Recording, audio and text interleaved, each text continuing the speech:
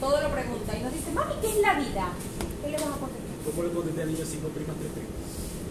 Exacto. Entonces, yo les pregunto a ustedes, ok, las mutaciones, pero ¿qué son? Propiamente, o sea, de manera correcta, de manera bien dicha. ¿Qué es una mutación? Cambio en el material genético, o sea, cambio en el material. ¿Pero qué tipo de cambio? Que sea beneficioso para A veces puede ser celular. Objetivamente, no me digan si puede, o sea, si es beneficioso o no, eso ya sabemos que puede serlo y que puede no serlo. ¿Ok? Cambio en la estructura. Y ajá, ¿en la estructura de qué? De la gente mutante. ¿De? De la gente mutante. ¿Y cuál es el agente mutante? Bueno, el virus. En este caso. Por eso. Sí. Eso, bingo. Alguien dijo lo como es. Ahí es a donde yo voy cuando yo les digo que tienen que saber responder.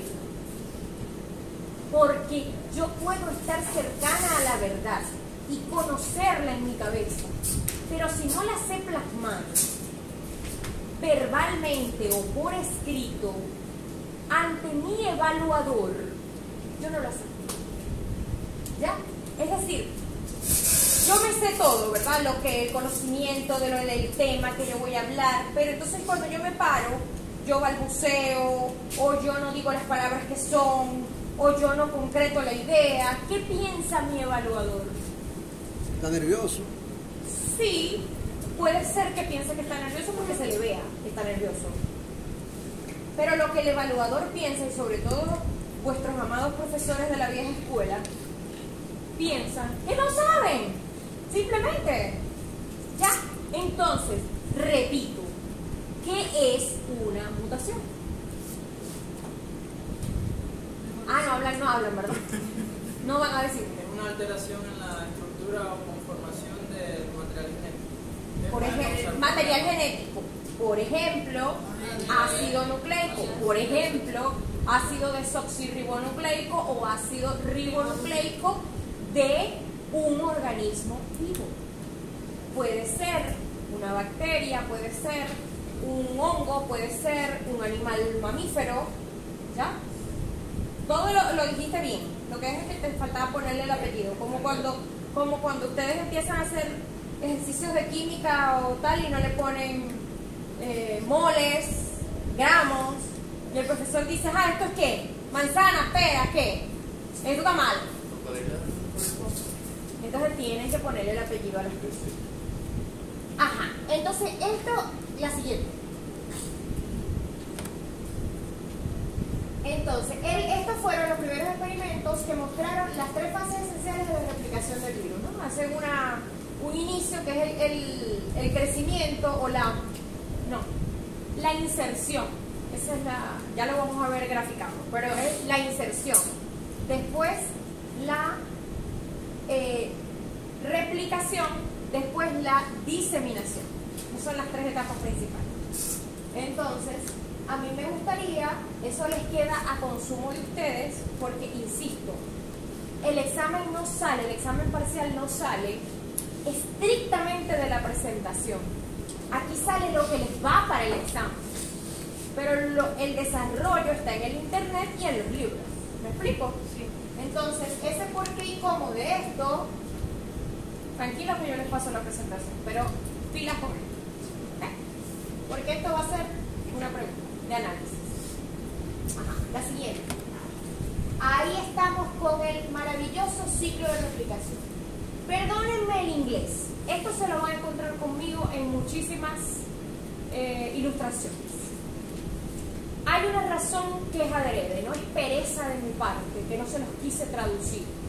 Yo me di cuenta en las presentaciones del profesor Recio que él les tapa los textos en inglés y se los pone en castellano.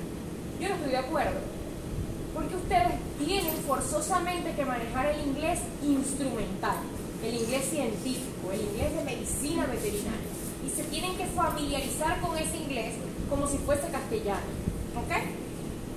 Así, cuando lean una novela, un brollo, un chisme, un WhatsApp, una película de Hollywood, no entiendan nada, no importa. pero que cuando vean una separata de veterinaria, ustedes sepan y lo puedan leer, así no lo puedan pronunciar, pero lo leen en silencio y lo le van a leer como si fuera castellano. A mí me lo hicieron mis profesores en ciencias y se los agradeceré toda la vida, porque yo leo el inglés científico fluido. Entonces, esa es la razón. De todas maneras, no toda la presentación es en inglés, así que no se preocupen tampoco.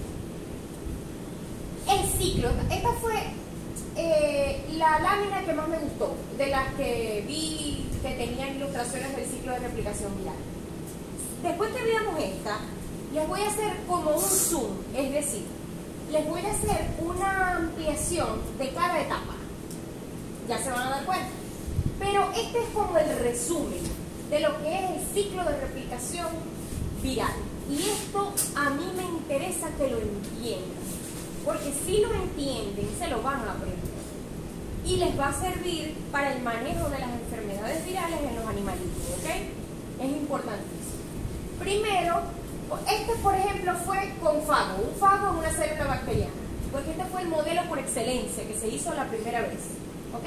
Pero más o menos al principio es el mismo que con las células superiores o las células eucariotas.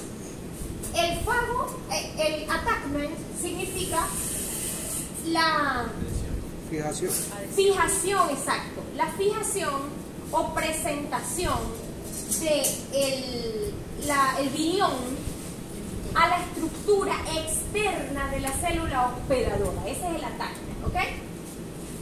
Luego viene, todavía ahí lo ven que está por fuera, viene la penetración, que ahí sí estamos hablando del proceso de adhesión, donde empieza el material genético a ingresar en la célula. Luego, ya ahí pasa completica la cápside viral, entra completico y empieza el proceso más complejo, ojo, y más importante, que es el de la biosíntesis, donde el ácido nucleico, sea ADN o ARN del virus, del virión, empieza a replicarse, a sintetizar. Y no solo el ácido nucleico propiamente, sino lo que codifica ese ácido nucleico. O sea, hacen otra cápside nuevecita y hacen otros bichitos. Ahí está. Entonces, o sea, replican en este caso del fago, el ADN y las proteínas de la cápside. Luego viene la maduración, o sea, aquí se está haciendo la biosíntesis, la producción de todo el material biológico que necesita, la maquinaria que necesita para seguir infectando y para seguir viviendo, porque ahí sí, aquí en este momento sí está vivo, porque está en el hospedador. Entonces, se hace ese proceso de maduración donde las nuevas partículas de bacteriófago son ensambladas y pasa a la parte final del ciclo, que es la lisis, donde la célula hospedadora se rompe para que haya la liberación de esos fagos nuevos que se hicieron y vayan ¿a dónde? A otras células para seguir otra vez el proceso, porque por eso se llama ciclo, porque empieza otra vez desde el 1. Estos que se están liberando van a hacer esto mismo, buscan hacer esto mismo y sigue otra vez el proceso. Se van a dar cuenta en las subsiguientes diapositivas, en el tema en general, se van a dar cuenta que este proceso es muy genérico, que estos procesos tienen sus variantes dependiendo de dos cosas, dependiendo del tipo de virus que ingresa en el animal y dependiendo del tipo de célula del animal que sea infectada. Del tipo de virus, ¿por qué? Porque acuérdense que hay virus envueltos y hay virus no envueltos. Hay virus de ADN y hay virus de ARN. Y de la célula del animal, ¿por qué? Porque recuerden que esos virus tienen tropismo, es decir, no es lo mismo que me afecte el hígado a que me afecte las neuronas o que me afecte las células del músculo esquelético. ¿Ya? Entonces, eso genera variaciones en estos procesos. Siguen siendo los mismos procesos de replicación, pero tienen variantes. Por ejemplo, hay algunas células que no se lisan, sino que hacen como capsulitas y se liberan las capsulitas de virus y la célula queda intacta. Hay otras que se destruyen completamente, ¿ya? O sea, el comportamiento es diferente, pero más o menos estos son los pasos. Ajá, la siguiente. Aquí está el ciclo de replicación ilustrado de otra manera dentro de la célula. O sea, yo lo que les mostré ahorita era la célula procariota, muy sencilla, con el ADN todo disgregado allí, ¿verdad? Sin organelos. Y aquí está entrando un virión un poco más sofisticado, ya no es un bacteriófago, ¿cierto? Y esta célula está como diferente, ¿verdad? Tiene núcleo, tiene organelo, y no se lisa, sino que, miren, sale una vesícula. O sea, es otra representación, sí, es parecido a una vacuna. Pero en el caso de las células animales se les llama vesícula. Ajá. Eso es como un esquema representativo para que vean que en las células eucariotas funciona ligeramente diferente. A veces. Ajá. La siguiente. Tengo una pregunta. Dígalo. Cuando no hay ruptura de la célula, únicamente sale un virus. No, pueden salir varios, claro. Pueden salir varios millones. Porque siempre acuérdate que la replicación, o sea, en la biosíntesis, la maduración, previamente se dio una replicación, es para que se multiplique. Entonces, o sea, no es evolutiva y biológicamente viable que salga una sola partícula. Lo que pasa es que a efectos, como esa era una ilustración grandota, iba a verse como muy feo que salieran varios. Entonces ese era como el objetivo de la representación de la imagen. Bueno, aquí tienen un resumen, no me voy a detener mucho porque igual ustedes lo van a leer, un resumen de lo que ocurre dentro del ciclo de replicación. De todas maneras vamos a dar una repasadita por si hay algo que se me haya pasado. Una cantidad indeterminada de virus infecta a un hospedador susceptible, ¿ok? Ese virus llega al tejido que tiene afinidad y todos los viriones ingresan a la célula, a las células desapareciendo del medio extracelular. Dentro de las células los virus ejecutan su programa de multiplicación, o sea, son muchos. Y la primera progenie de virus es liberada al medio extracelular para repetir ese ciclo en nuevas células. Este ciclo ha podido ser repetido en cultivo celular in vitro y se ha determinado que cada familia se comporta de diferente manera en relación al periodo de tiempo entre la primera entrada del virus y la aparición de la primera progenie viral en medio extracelular. Es decir, cuando se ha hecho in vitro con cultivos celulares eucariotas, por ejemplo, no solo los bacterianos, se ha determinado que tienen también diferente comportamiento. Lo que ocurre con las células hospedadoras y el comportamiento de los viriones. Esto habla de lo que yo les he explicado. Como estamos hablando de material genético nuevo, distinto, que ingresa a la célula, eso se puede prestar para mutaciones que pueden ser mortales, que pueden ser dañinas, o se puede prestar para mutaciones que pueden ser benéficas o simplemente inocuas, no hacer ningún daño.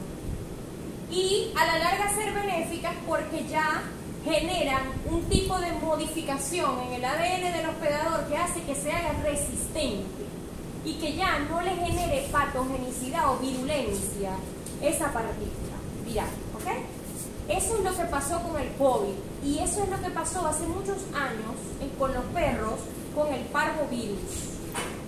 Si no me equivoco, fue en los años 70 que se conoció el parvovirus canino y mató muchos perros, muchísimos, como pasó con el COVID y la gente. Y actualmente sí el parvo mata perros, sobre todo cuando no son atendidos, cuando no fueron vacunados, cuando los dejan deshidratarse, cuando se sobreinfectan con bacterias, ¿verdad? Les da gastroenteritis, etcétera. Pero si el animal fue vacunado y si así no haya sido vacunado, si lo atienden bien, le dan buen tratamiento de soporte, normalmente no muere. Que quiere decir que ya con el tiempo la memoria genética de los caninos generó un cambio y una resistencia, su ADN, a ese virus del parvo, ¿ok? Lo mismo pasa con nosotros a cada rato con todos los virus que se puedan imaginar. Solamente hay unos pocos que nos han seguido dando como mucha lata y todavía no hemos podido con ellos, como el VPH, la hepatitis B, el VIH y no quiere decir que no haya gente que no viva con ese virus encima o con esos virus encima y igualito es una vida normal, hasta que le agarra una enfermedad secundaria, se deprime por alguna razón y le bajan las defensas y entonces le salen todos los coroticos, ¿ok? Y esas tres que les nombré, fíjense ustedes cómo es la vida de lamentable, por lo bueno que es el sexo, son ITs, es decir, son infecciones de transmisión sexual. Y son mortales las tres y son, o sea, potencialmente mortales. El VPH, el VIH y la hepatitis B. ¿Ok? Ajá, la siguiente. Sí, yo pienso a veces que es una manera, dirían los religiosos, eso es Dios para que la gente se controle y deje la promiscuidad y la cosa. La fornicación. Sí, la fornicación. Entonces, bueno. Ajá, esta es otra ilustración, también está en inglés, pero es más o menos lo mismo. Creo que aquí, bueno, es como una representación un poquito más, no es con bacteriófago, y tiene más o menos lo mismo. Simplemente, como yo sé que hay gente aquí que es muy visual, les quise agregar otra. Ajá, la que sigue. Ajá. Aquí estamos en la fase 1. Les dije que les iba a hacer un zoom, ¿verdad? O sea, como una extracción grande de lo que es cada fase. Esta es la de attachment, es decir, la primera. Ahí está, sí, aquí está presentándose la partícula viral y aquí está adhiriéndose, ya para poder entrar. Fíjense que estas ramificaciones, esto se deben recordar porque la mayoría aquí tienen fresco inmunología. Estas ramificaciones tienen que ver con terminaciones de glicoproteínas, de proteínas, de lipoproteínas, que son moléculas receptoras, son moléculas de superficie celular. ¿Sí saben qué es esto? O sea, ¿qué es lo verde? ¿Qué es lo amarillo? La membrana plasmática y el... Lilipídica. No. Lilipídica. La verde es la membrana... ¿La verde es la membrana plasmática de qué? De la célula. ¿De la célula? Hablen bien, porque si hablan sin nombre y apellido, para mí están hablando mucho y no saben. Esa es lo dijiste bien. ¿Cómo es tu nombre, hijo? Miguel. Miguel, número 10. Ya te voy a nombrar. Él dijo la membrana plasmática de la célula hospedadora. Eso es lo verde, la línea verde. Y entonces, ¿esto amarillo qué es? El citoplasma de la célula hospedadora. Correcto, bien dicho. Y dicho bien, expresado correctamente. Como tiene que ser que me empiecen a hablar. Ya cuando yo termine el semestre, yo los quiero oír hablando como profesionales de la salud, como científicos. Ajá, y entonces, si este es el citoplasma de la célula hospedadora, esta es la membrana lipídica, ¿verdad? Esas terminaciones que parecen horquetas, ¿qué es? Ajá, Proteínas de membrana. las proteínas. De la membrana plasmática, las no membranales, no de membrana. Exacto, moléculas receptoras. Entonces, ahí está presentándose la partícula viral, la cápside, presentándose las proteínas. La cápside proteica tiene afinidad con esos receptores de membrana, con algunos. Siempre va a tener algún tropismo allí, alguna afinidad. Y luego hace como una especie de engranaje de enlace covalente, hace una fusión y se adhiere completamente. Ya lo que sigue aquí es para adentro. Penetración. ¿Ok? Entonces, vamos con la siguiente. Ese es el attachment. Ajá, aquí ya está entrando, ¿ves? A veces forman una vesícula, se envuelven con el mismo material de la membrana. A veces no, a veces simplemente entran así suelticos, ¿ves? Como está aquí. Ese es el proceso de penetración. Ajá, la que sí. ¿Qué comprende la biosíntesis? Esa es una pregunta de examen. La biosíntesis del ciclo de replicación viral, eso lo van a buscar en libros, no se van a quedar simplemente por lo que yo les diga porque es más complejo. Es todo ese proceso en el que se replica transcribe y traduce el material genético intrínseco del virus y el material que codifica para las cápsides virales, ¿ya? ¿Y de dónde parte o de dónde toma semejantes cositos tan pequeñitos eso? De las biomoléculas de su hospedador. Es decir, altera el ADN y o el ARN de la célula hospedadora para poder ellos replicar, transcribir y traducir. ¿Sí se acuerdan de qué involucra esas tres etapas? Síntesis proteica. Exacto, la síntesis proteica. Es decir, primero la biomolécula de ADN o de ARN. Bueno, vamos a hablar de ADN, que es lo más tradicional o más fácil de aprender. El ADN se duplica, es la única biomolécula en todo el planeta que tiene la capacidad de autoduplicación. ADN, ¿ok? Se duplica. Inmediatamente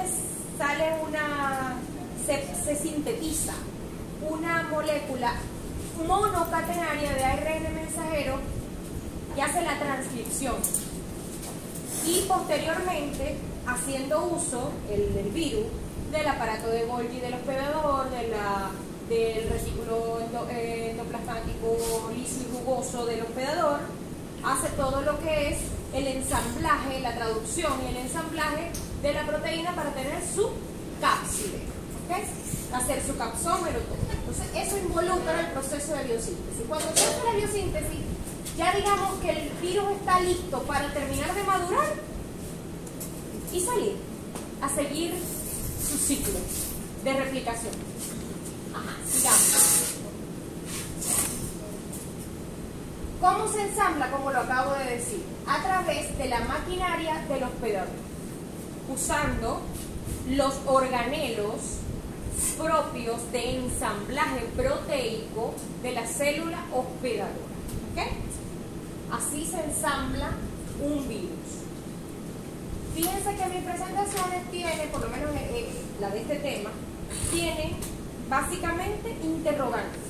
Los interrogantes son puntos de partida. Yo se los he explicado a ustedes, pero igual los repito. Yo soy una guía orientadora de lo que se tienen que estudiar, pero el estudio es de ustedes, es responsabilidad de ustedes porque es educación de adultos.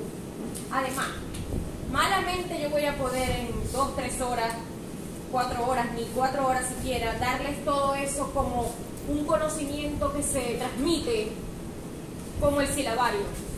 Eso es de ustedes para ustedes. Mi labor es orientar lo que se tienen que estudiar, decirles qué es lo que se tiene que estudiar, ¿ok? Y por supuesto estoy a la orden para explicarles lo que no entiendan, para darles libros, lo que ustedes necesiten. Y siempre a toda hora y nunca me molesto. Ajá, la que sigue. Ahí está, grandotote. Lo que me estabas preguntando, de que son varios, cuando son envueltos, cuando usan vesícula. En ese caso, fíjense, ese virus no está lisando la célula. Fíjense que no la está lisando, la célula sigue allí, intacta. Infección persistente. Sí, esos son ejemplos de infección persistente y de infección latente. Sobre todo persistente. Cuando no necesariamente mata la célula hospedadora. Pero ¿qué pasa? No siempre va a ser así. Es decir, no siempre, no se dejen confundir por los tipos de virus. No siempre un virus que no lisa la célula va a ser una infección persistente o latente. ¿Por qué no? Porque acuérdense que nuestro sistema inmunitario responde. Entonces viene el sistema inmune, viene el natural killer, ¿y qué pasa? El sistema de complemento. Matan la célula infectada. Así el virus no la mate, nuestro sistema inmunológico la reconoce infectada y la mata. ¿Ya? No siempre. ¿Qué ocurre con las infecciones persistentes y las latentes? Que el sistema inmunitario fue evadido y que además el virus no es de los que lisa la célula, sino que ni la lisa y además activa unos sistemas de evasión que hacen que el sistema inmunitario no detecte el agente extraño y eso está ahí dañando, haciendo vida, transformando las células. Por eso es que esas infecciones persistentes a veces o latentes, como el VPH, genera cáncer. ¿Por qué? Porque está todo el tiempo ahí alterando el ADN. Llega un momento en que puede hacer un daño irreversible. ¿Ok? Entonces, ¿por qué? Porque evade al sistema inmunitario. En cambio, hay virus que pueden, no, eso lo vamos a ver en las distintas enfermedades de los animales a partir de la semana que viene, se van a dar cuenta que hay virus de algunos que atacan a algunos animales, rumiantes, equinos, caninos, felinos, que no lisan las células de esos virus, no las lisan, o sea, salen así y la dejan tranquilita la célula. Pero entonces el sistema inmunitario dice, no, estás infectada, no sirve, te mato. Y ahí es cuando ustedes toman una hematología del animalito y tiene la cuenta blanca como baja. ¿Por qué? ¿Por qué? ¿Por qué tiene la cuenta blanca baja el animal cuando está infectado con una infección viral? Porque lo matan los naturales. Se trata. Porque los infectan con persistente. Porque los anticuerpos reconocen que las células que infectadas y los matan, entonces hay una mayor cantidad de número 2. Voy con el 2, con el 10. Se han portado vivos, me han dicho su número, no sé. Ajá. La siguiente. Ahí tienen un resumen, ya esto más o menos se los expliqué, pero de todas maneras ese es un regalito ahí para que sí les sirve, este contenido sí les sirve para el examen. Ajá, seguimos. También. Ajá. Dentro de este tema del ciclo de replicación viral hay un punto importante que es como un punto anexo, un apéndice del contenido, que es las terapias antivirales. ¿Qué hace un medicamento? ¿Qué les dice la lógica? Que debe hacer un medicamento antiviral o antirretroviral en el caso de los que son retrovirus. Inhibe el inicio de la síntesis de proteínas. ¿Llegar a una cápside o evitar la replicación? Inhibe la replicación. Los 23. anticuerpos del virus. Ya los voy a anotar porque no está eso. Ajá. Voy con el 10, con el 2. 93. Sí, ajá, ya va, calma. Porque me dicen todos azules. 6. ¿Viste? 20. Ajá, ya va. ¿Qué les hace? Me decía, inhibe Y la fase de replicación. la replicación. ¿Qué más? Llegar a la cápside para ser inviable el ingreso a la célula. No tiene los anticuerpos del virus. Ocupar todas las proteínas de Eso spike lo de hace la la... vacuna. Y hace que se produzca en el cuerpo. Los anticuerpos no se inyectan, sino que se hace que se estimula la producción. ¿Ok? Ocupar las proteínas de spike de la célula. Y eso también lo hace la vacuna. Profe, bloquean los receptores. Ese sí pudiera ser un efecto de los antibióticos. 28, profe. Activa el sistema de complemento de la respuesta humoral, de la respuesta celular. Activa el sistema de complemento de la respuesta celular. Pero eso no es, o sea, eso es una terapia, ¿verdad? Cuando hay una infección, eso que dijiste de activar la respuesta del complemento, pero no es un mecanismo antiviral. Póngame cero. El nombre de las cosas, un mecanismo antiviral. Si yo inyecto interferón o si yo inyecto un estimulante, no sé si les suena, gramocite, un estimulante de las células megacariocíticas para subir la cuenta blanca. Profe, en el caso de los antirretrovirales, no se produce, o sea, cuando ponen el tratamiento de los antirretrovirales, no hace que se aumente la producción de la célula CD4. Sí, ese es uno de los efectos. Porque el retrovirus del VIH afecta directamente los linfocitos B, CD4. Por eso. Entonces como un impulso. Pero, les decía, cuando se inyecta interferón, para que no confundan la gimnasia con la magnesia.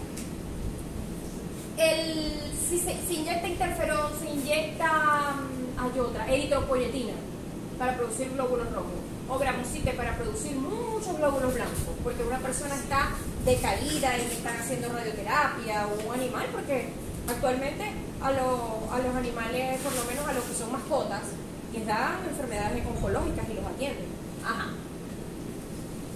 No es lo mismo jamás, aunque haga un efecto de apoyo, porque está estimulando el sistema inmune, no es lo mismo que decir terapia antiviral. La terapia antiviral hace lo que sus compañeros dijeron de primerito. ¿Qué hace? Inhibe la producción, por ejemplo, y degrada la cápside. O sea, es una manera de matar el virus. Tiene una especificidad hacia eso, hacia esa estructura, la cápside proteica del virus. Otra cosa que hacen, inhibe el crecimiento, la codificación, la replicación es la palabra. Inhibe la replicación de ese ADN o de ese ARN. Eso es propiamente el mecanismo antiviral. Claro, por esa razón puede resultar altamente tóxico y mutagénico en el animal que recibe el tratamiento. Y uno tiene que tratar de hacerlo con mucho cuidado y hacerle mucho seguimiento, porque dispara hacia otro lado también.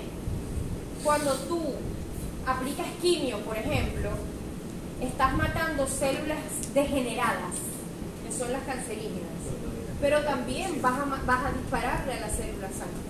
Por eso que la persona pierde la queratina, pierde el colágeno, se le cae el pelo, vomita, ¿ya? Y baja la cuenta blanca muchísimo, hace leucopenia, porque esa quimio dispara contra todo. El antiviral es algo muy, muy, muy parecido, solo que en vez de darle directamente a una célula como lo hace la quimio, le da directamente a la molécula de ADN o de ARN. Pero ADN y ARN tenemos en todos lados.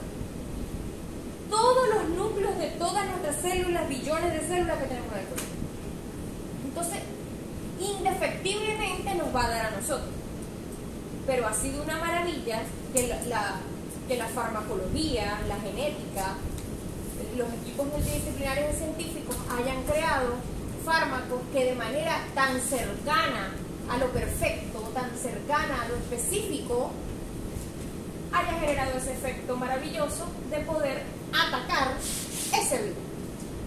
Entonces, ¿se acuerdan para la evaluación de la semana que viene de citar algún ejemplo de tratamiento antiviral? Y no solo citarlo como ejemplo, o sea, el nombre, sino qué mecanismo tiene ese medicamento que ustedes escogieron.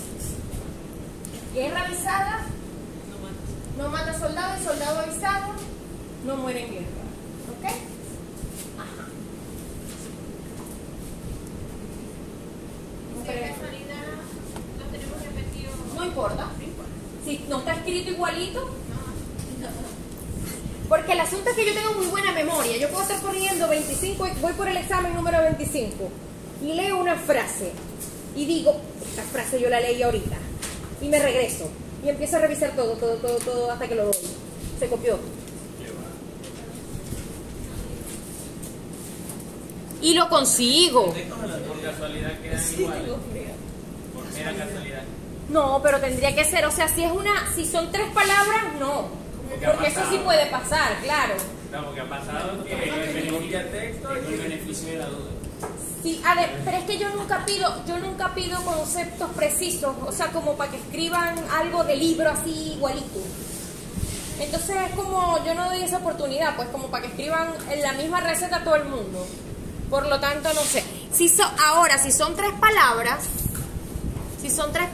pues yo entiendo que puede ser, eso puede pasar, pero si Si es una frase completa, una oración completa, voy a deducir que se copiaron.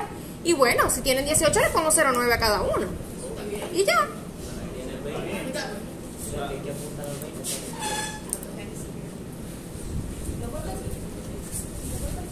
De la replicación y la diseminación en el cuerpo del animal surge posiblemente la enfermedad. Y la enfermedad está representada o caracterizada o se conoce con el nombre de patogenia o patogénesis, ¿ok?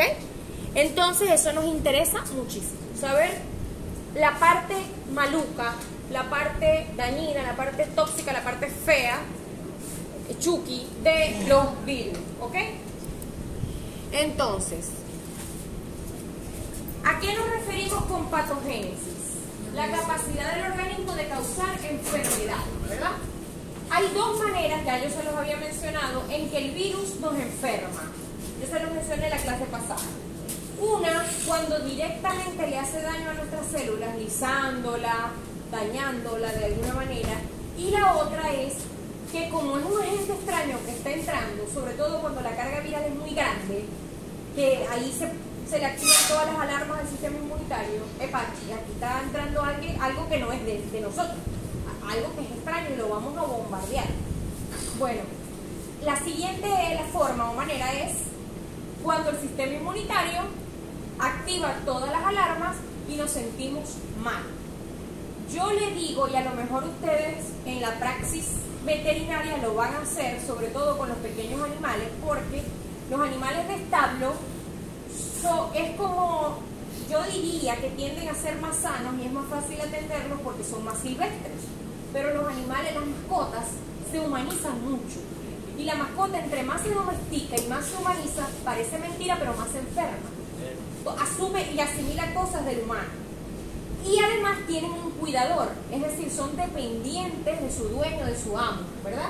Entonces se van a dar cuenta y le van a decir al dueño del perrito, del gatico, esto que yo les voy a comentar, que yo se los digo a mis amigas que tienen hijos y niños pequeños. O sea, aplica lo mismo para los niños que para las mascotas. Cuando tienen fiebre, que la fiebre no está alta, o sea, no es alta como para convulsionar. Yo les digo, déjale la fiebre tranquila, déjalo con la fiebre. Si no es muy alta, déjalo con la fiebre. ¿Por qué? La fiebre es la manifestación de producción de pirógenos. O sea, es una manifestación de la inmunidad innata humoral. O sea, es un mecanismo de defensa por excelencia. ¿Qué está haciendo el calor en nuestro cuerpo? Tratando de eliminar ese antígeno, tratando de eliminar ese agente extraño, ¿verdad? Para cambiar un ambiente. Correcto, hacerle un ambiente hostil. Y si yo le quito la fiebre a la persona o al animalito que está infectado inmediatamente, o sea, el animalito tiene febrícula y anda tranquilo, está un poquito triste, pero está tranquilo, y tiene febrícula, y se la quito, ¿qué estoy haciendo? Ayudando al ambiente más propicio para la estoy dejándolo indefenso y permitiéndole que cómodamente el microorganismo que está entrando se siga diseminando. Entonces hay dos maneras: el efecto como tal de la replicación del virus y los efectos de las respuestas corporales a la infección. Es decir, las respuestas corporales nos van a hacer sentir mal, pero bendito sea el malestar si nos está defendiendo, si nos está avisando que hay algo que no marcha bien, para que nos podamos atender mejor y para que además ese mecanismo, a veces tenemos 3 días de gripe, nos sentimos mal, a veces no tenemos la manera de tomarnos nada o simplemente no nos queremos tomar nada porque nos cae mal para el estómago o por lo que sea, y seguimos para adelante y nos sentimos mal 3 días y a los 3 días ya estamos finos. Al cuarto o quinto día lo que nos queda es una tos así como la cargan ustedes y ya después pasa. O sea, pero ya ustedes no andan ni con fiebre, ni se sienten mal ni nada, simplemente les quedó la tos. ¿Qué ocurre ahí? Esos 3 días que se sintieron muy mal fue el sistema inmunitario descendiéndolo. Pero en situaciones, yo se las conté también, como la del COVID al principio, que la gente iba a dar a UCI y hacía fibrosis en los pulmones y hacía necrosis y se moría en los pulmones. ¿Qué pasa? Que el sistema inmunitario, vamos a decirlo en maracucho, se deprava. O sea, se vuelve loco, como que, ay, vamos a atacar, pero ¿por qué? Porque no puede, o mejor dicho, intenta poder con esa abrumadora carga viral que está entrando. Entonces nos termina matando más o más rápido la respuesta inmunitaria exagerada que propiamente el microorganismo. El microorganismo de pronto se iba a eliminar solo. El problema es la locura de nuestro sistema inmunitario. Entonces, esas son las dos formas o vías de la patogénesis. Seguimos. Ajá. Los detalles de la manera en que hay interacción entre el virus y el hospedador varían, como se los he explicado, de acuerdo al receptor o al hospedador y de acuerdo al tipo de virus. Pero hay más o menos 6, les estoy dando ese dato, quien quiera me lo pregunta al chat privado o lo preguntan por el grupo y yo lo paso por ahí. Hay 6 principales ejemplos, se los dejé en negritas, porque no lo voy a desglosar aquí porque nos echamos toda la mañana. Ejemplos de cómo interactúa el virus con el hospedador. Uno, por ejemplo, es, disculpen la redundancia, es transformando la superficie. Otro es reconocimiento de algún receptor. Otro es haciendo vesículas. Hay como 6. Y por ahí les hice un resumen en digital, se lo tengo ahí en el teléfono. Para quien se acuerde de que eso va para el examen. Ajá, seguimos. Eso se los pregunté el semestre pasado y yo creo que nadie me lo respondió. Y es facilísima la pregunta. No, creo que hubo 1 o 2 muchachas que me lo respondieron. Pirámide de la infección viral. Normalmente, muchos no lo creen, no lo saben, pero normalmente aquí donde estamos paraditos, sobre todo nosotros porque estamos en ciudad, y en las ciudades hay mucha población y hay mucha contaminación. Entonces normalmente nosotros estamos expuestos. No, la otra, esa presentación está en cosas de video y se me pasa. Vas a estar a cada rato echándomela para atrás y perdón. Yo tengo que poner si se me olvidó. Ajá. Normalmente estamos expuestos a virus de manera constante. Y el sistema inmunitario está haciendo esto, repeliendo. Ahí estamos en esta fase, la base de la pirámide. ¿Ok? Otra situación que nos ocurre es que tenemos un sistema inmunitario súper bueno y o estamos vacunados contra ese microorganismo, ese virus, y nos da una infección subclínica. ¿Qué es una infección subclínica? Cuando ya está la infección, pero de manifestaciones clínicas. Exacto. No hay 23. No hay manifestaciones clínicas, correcto.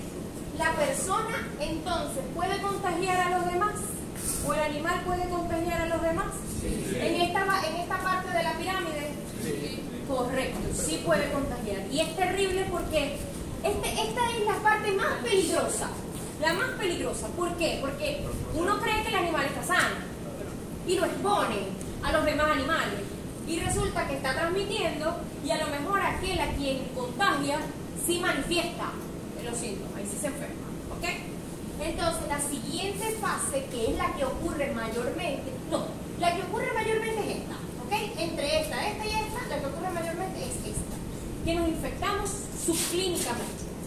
Entonces, después de esta, en su mayoría, por lo menos en el entorno de ciudades, en el entorno de los animales de rebaño y de los animales no de rebaño, que son mascotas, pero que están hacinados, como perreras, refugios, enfermedad leve. Y esa se autoelimina, se resuelve sola. Le dan tratamiento de soporte y se resuelve sola. La moderada cuando se complica o se sobreinfecta, y la grave que puede llevar a la punta de la pirámide, que es la muerte. ¿Ok? Ajá. Ahora sí, seguimos. El tropismo. El tropismo significa la afinidad. ¿Se acuerdan que las plantas se mueven para donde les da el sol? Eso se llama fototropismo. En el caso de los virus, el tropismo significa la afinidad que tienen por determinada parte de nuestros tejidos o por determinado tejido. Recuerden que nuestros tejidos están definidos, se llaman tejidos, por el tipo de célula que lo conforma, ¿verdad? Si es hígado, todos los mamíferos tienen esos órganos tan complejos, pero, bueno, dígame los rumiantes. Los rumiantes tienen un sistema digestivo súper complejo. La anterior. Tiene hepatocitos, por ejemplo.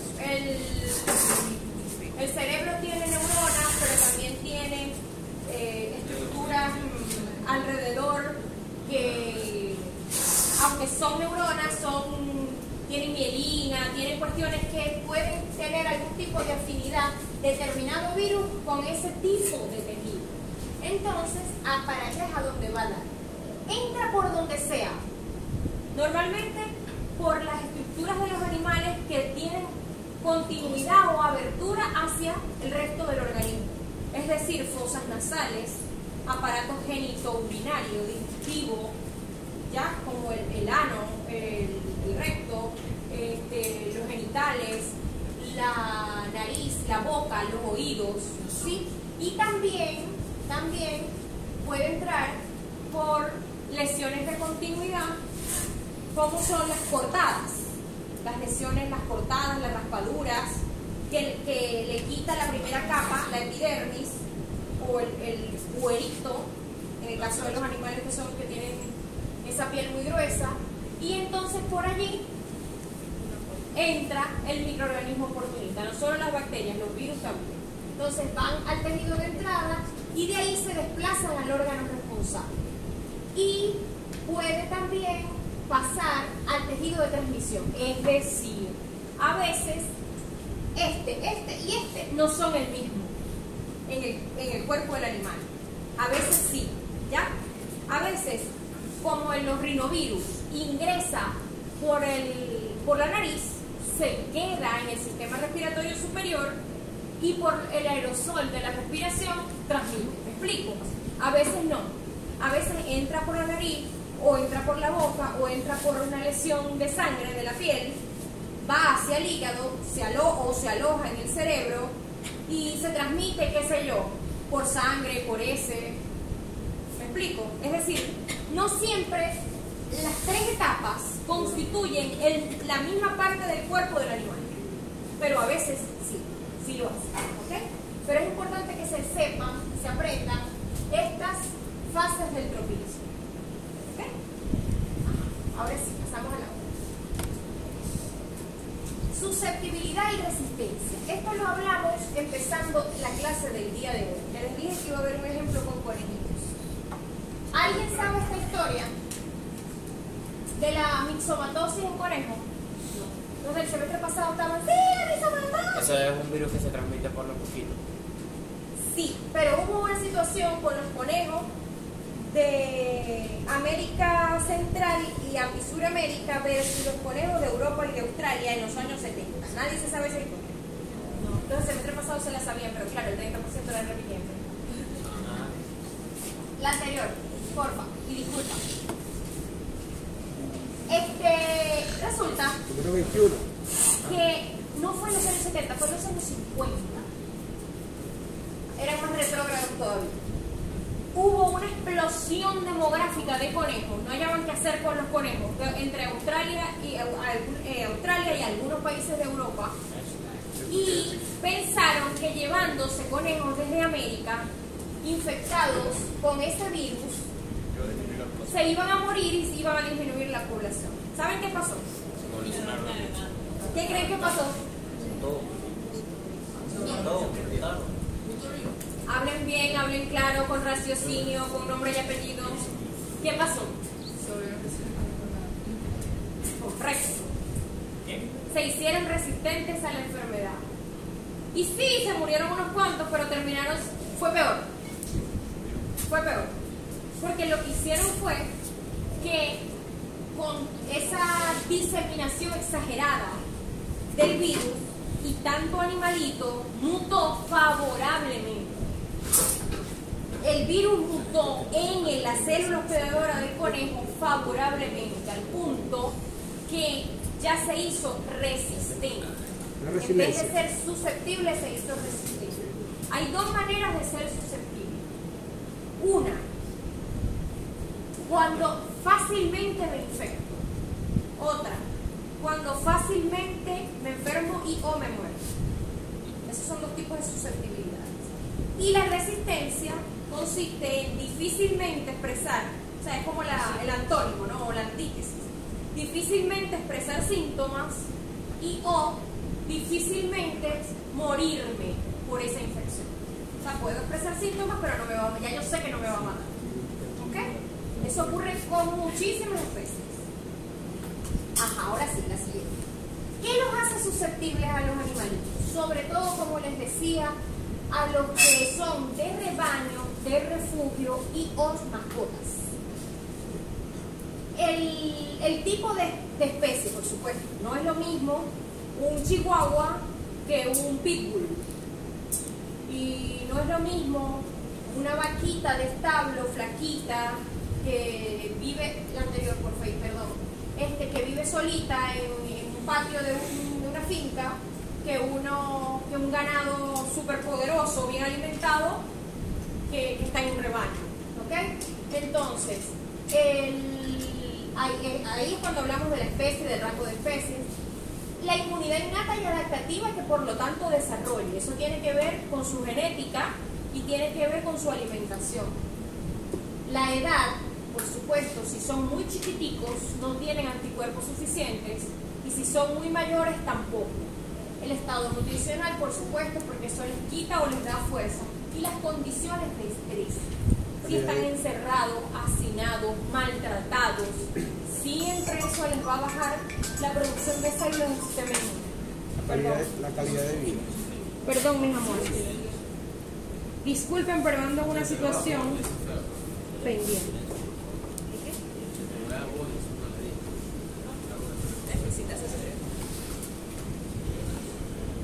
Le estoy mandando a hacer los lentes a mi hijo, entonces algo que había que hacerlo y quien lo está haciendo por mí, pues me tenía que consultar.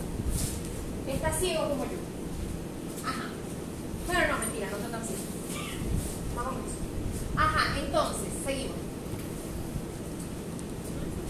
No confundamos el tropismo, porque eso les pasó el semestre pasado. No confundamos. Hay tres cosas que son por fácil, ¿verdad? Y las tres no las vamos a confundir, muchachos. Vamos a aclarar. Y las veces que yo les tenga que aclarar la duda, que me lo pregunten, sin pena. Lo pueden preguntar por el grupo para que todo el mundo lo aclare. Lo pueden preguntar al chat privado si les da pena, como quieran. Una cosa es el ciclo de replicación viral. Otra cosa es el tropismo.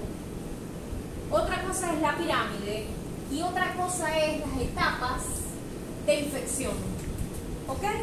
No son la misma cosa. No confundan, por ejemplo, el tropismo o el ciclo con las etapas de infección. Las etapas de infección son tres, grandototas en el organismo.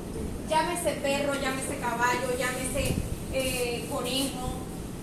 La entrada, la diseminación y la excreción. Que podemos hacer una analogía entre el ciclo de replicación viral y estas etapas, sí la podemos hacer. Porque obviamente la entrada tiene que ver con el attachment y la penetración, ¿verdad? La adhesión. La diseminación tiene que ver con la biosíntesis y la maduración. Y la excreción tiene que ver con la lisis, con la liberación, ¿cierto? Pero no es lo mismo. Es decir, una cosa lleva a la otra, pero no son lo mismo. No lo vayan a confundir en el examen. Entonces, este diagrama, acuérdense de este diagrama, estudienlo, desarrollenlo teóricamente. Hagan un desarrollo del diagrama, por favor. Ajá, seguimos. Ajá. Esta tarea es opcional. decir cómo. La van a leer bien. Presentar una ponencia personalizada, es decir, una exposición puede ser de 8 o 10 minutos aquí en clase, sobre el ejemplo que les parezca más llamativo sobre patogénesis viral en algún mamífero, señalando el nombre del virus, las fases de la infección, mecanismos de evasión del sistema inmune. Lo pueden hacer después de que presenten el parcial la semana que viene. Es opcional, es decir, no tienen que ser los 32 que vayan a hacer eso porque terminaremos a las 6 de la tarde. Tienen que ser los que quieran hacerlo. ¿Qué me va a dar eso, profe? Eso les va a dar 5 puntos extra al parcial. Es decir, si tenían 15, tienen 20. Si tenía, profe, si saqué 20 y voy a hacer eso, entonces que tengo 25. Sí, para la siguiente unidad. Se los acumulo. ¿Ok?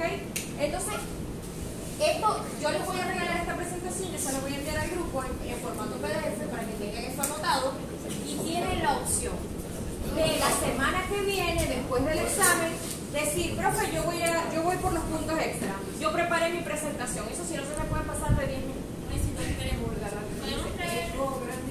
Yo voy a hablar de la... voy a hablar de la mixomatosis.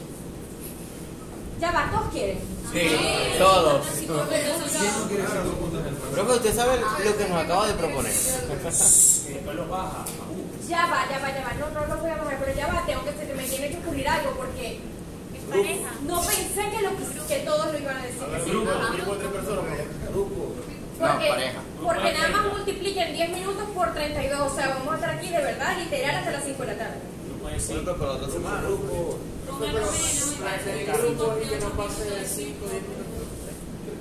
No. 5 minutos no les da para exponer eso. En pareja. Ustedes todavía no saben lo que se están metiendo porque esto es complejo. Es decir, por 5 puntos adicionales. compactarlo en 10 minutos ya es difícil. Imposible en 5. Se puede. Es que igual el grupo de 3 tiene que darle 5, 7, 8 minutos a cada persona en este equipo.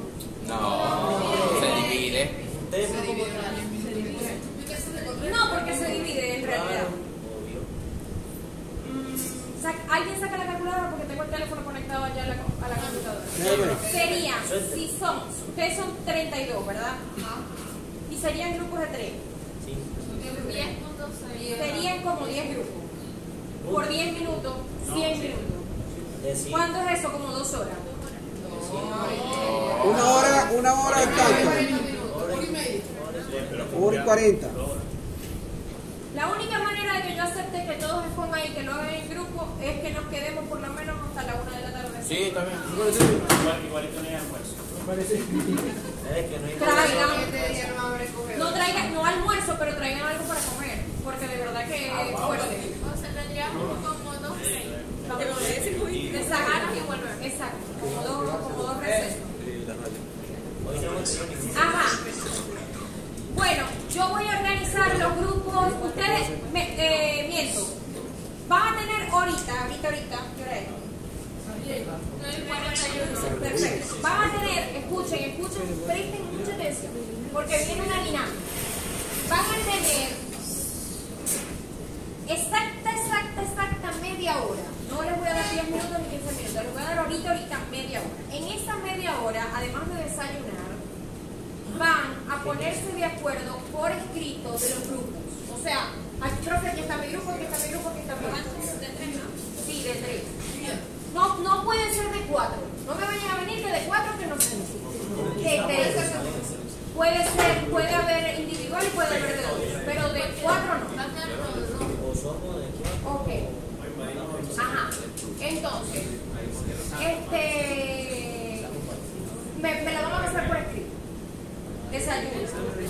Y lo que viene es, les voy a mostrar una presentación que no es, ya se las pasé por el grupo, pero no es obligatoriamente del virus, sino de lo que es sanidad animal, que me dio la recomendación al profesor Dese, porque él dice que esta es la primera materia verdadera de sanidad animal que ustedes ven. Entonces, yo los escucho. Entonces, vamos a hablar de algunas cositas de epidemiología con una presentación de él que a mí no me gusta mucho, no porque esté mala, porque por la parte estética, ¿no? Porque es una cuestión de estilo, simplemente. Pero la vamos a discutir. Luego que terminemos eso, vamos a hacer otra actividad que también es grupal. Pero esta actividad grupal que vamos a hacer después de ahorita, del receso, es más grande. Es decir, ¿cuántos estamos hoy? Cuéntense.